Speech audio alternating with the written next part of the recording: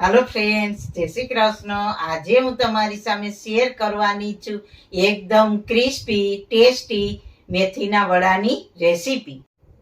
तो कोईपण प्रकारना सोडा वगर एकदम फूलेला अने क्रिस्पी वड़ा आपणे बनावीशुं अने साथे दहीनी चटपटी चटणी पण बनावीशुं।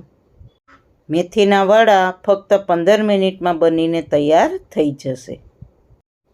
तो चलो रेसिपी स्टार्ट करिए। रेसिपी स्टार्ट कर्या पहला जो तमने मारी रेसिपी गमती होय ने हजू सुधी चेनलने सब्सक्राइब न करी होय तो प्लीज सब्सक्राइब करजो अने बाजुमां आपेल घंटडी दबावजो एटले नवी नवी रेसिपीना नोटिफिकेशन मळता रहे।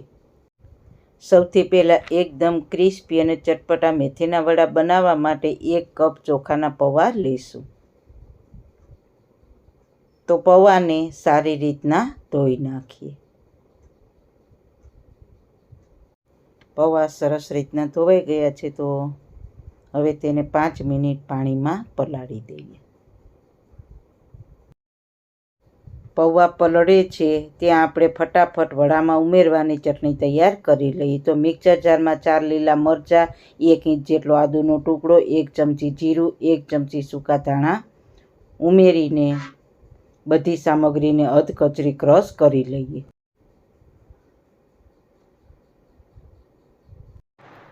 तो तमे जोई शको छो अधकचरी पेस्ट तैयार थई गई है। आ पेस्ट उमेरवाथी वड़ा एकदम टेस्टी बनशे। 5 मिनिट थई गई है तो पौवा आपणा सरस पलळीने सॉफ्ट थई गया छे। पौवामांथी वधारानुं पाणी नितारी लीधुं छे। हवे तेने मोटा वासणमां ट्रांसफर करी लईए। पलाळेला पौवाने हाथथी सारी रीतना मेश करी लईए। पौवाने मेश करवाथी ते वडाना मिक्सरमां सारी रीतना मिक्स थई जशे। हवे 2 कप मेथीने मैं आ रीतना मोटी समारीने तैयार करी छे। साथे 1 कप फ्रेश धाणा भाजीने पण आ रीतना मोटी समारीने तैयार करी छे। मेथी अने धाणा भाजीने साव बारीक नहीं समारवाना, आ रीतना थोड़ा मोटा मोटा राखवाना छे। मेथीनी साथे थोड़ी धाणा भाजी उमेरवाथी मेथीनी कड़वाश ओछी लागे छे। हवे थोड़ी पत्ता कोबीने मैं आ रीतना झीणी कतरण जेवी समारीने तैयार करी छे अने साथे थोड़ुं गाजरनुं छीण पण तैयार कर्युं छे। पौवामां उमेरी दઈએ। वडामां તમે લીલી ડુંગળી અને લીલું લસણ પણ ઉમેરી શકો છો। સાથે આપણે ક્રશ કરેલો મસાલો ઉમેરીશું। 3 ચમચી સફેદ તલ ઉમેરીશું। સ્વાદ અનુસાર નિમક, અડધી ચમચી હળદર પાવડર, 1 ચમચી લાલ મરચું પાવડર અને ચપટી હિંગ ઉમેરીશું। વડાને ખટ મીઠો સ્વાદ લઈ આવવા માટે 1 ચમચી દળેલી ખાંડ ઉમેરીશું અને અડધા લીંબુનો રસ ઉમેરીશું। ખાંડ ઉમેરવાથી તે બધા ટેસ્ટને બેલેન્સ કરે છે। વડાને એકદમ સોફ્ટ બનાવવા માટે 1 ટેબલસ્પૂન તેલ ઉમેરીશું। બધા મસાલા અને મેથી ધાણા ભાજી પૌવામાં હાથથી સારી રીતના મિક્સ કરી લઈએ।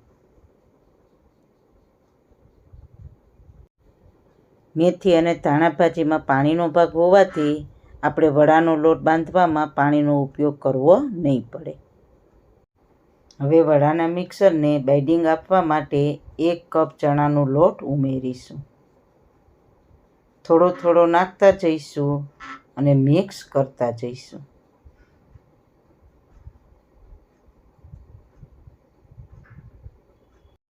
तो वडानो लोट सरस रीतना बंधाई गयो छे। वडामां तमे दूधीनुं छीण के तमने भावता वेजिटेबल्स पण उमेरी शको छो तो पण तेनो टेस्ट सरस आवशे।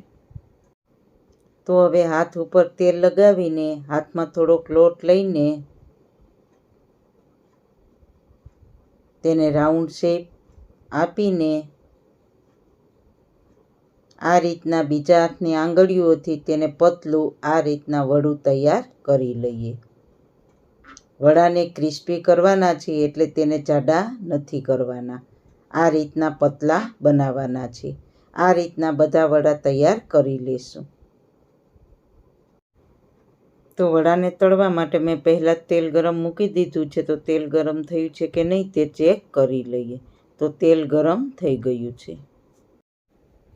હવે ગરમ તેલમાં વડાને તળીશું અને ગેસની ફ્લેમ મીડિયમ રાખીશું.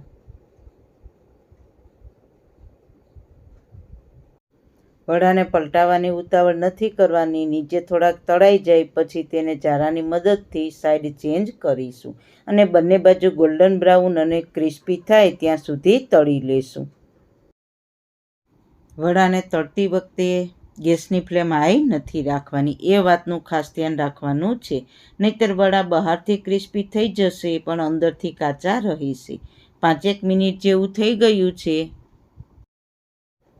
વડા બંને બાજુ ક્રિસ્પી અને ગોલ્ડન બ્રાઉન થઈ ગયા છે. તો તેને હવે આપણે પ્લેટમાં લઈ લેશું. તો જોતાં જ ખાવાનું મન થઈ જાય તેવા એકદમ કલરફુલ અને બિલકુલ તેલ વગરના વડા તૈયાર થઈ ગયા છે. તો જરૂર ટ્રાય કરવા જેવા છે.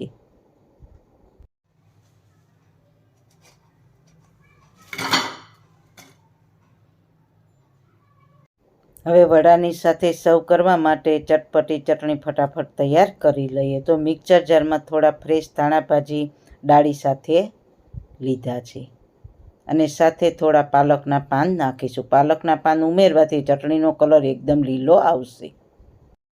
1 ઇંચ જેટલો આદુનો ટુકડો અને 3 લીલા તીખા મરચાં, 1 ચમચી જીરું અને સ્વાદ અનુસાર નિમક. થોડો લીંબુનો રસ ઉમેરીને ચટણીને પીસી લઈએ. તો ચટપટી પેસ્ટ તૈયાર થઈ ગઈ છે. હવે મેં દહીં ફેટીને તૈયાર કર્યું છે તેમાં ધાણા ભાજી અને મરચાંની તીખી પેસ્ટ તૈયાર કરી છે તે ઉમેરીશું. તેને સારી રીતના મિક્સ કરી લઈએ. તો તીખી અને ચટપટી ચટણી તૈયાર થઈ ગઈ છે. તો તેને વડા સાથે સર્વ કરીશું. તો શિયાળાની ઠંડીમાં ગરમા ગરમ આ વડા તમે સાંજે અને સવારે નાસ્તામાં પણ બનાવી શકશો. ખૂબ જ ઓછા સમયમાં બનીને તૈયાર થઈ જશે. તો સારું ખાઓ, ખુશ રહો. આવી સરસ રેસીપી જોવા માટે તમારો ખૂબ ખૂબ આભાર. મારી રેસીપીને લાઈક કરજો, શેર કરજો ને મારી ચેનલને સબસ્ક્રાઈબ કરજો. ફરી મળીશું નવી રેસીપી સાથે. બાય. જય શ્રી કૃષ્ણ.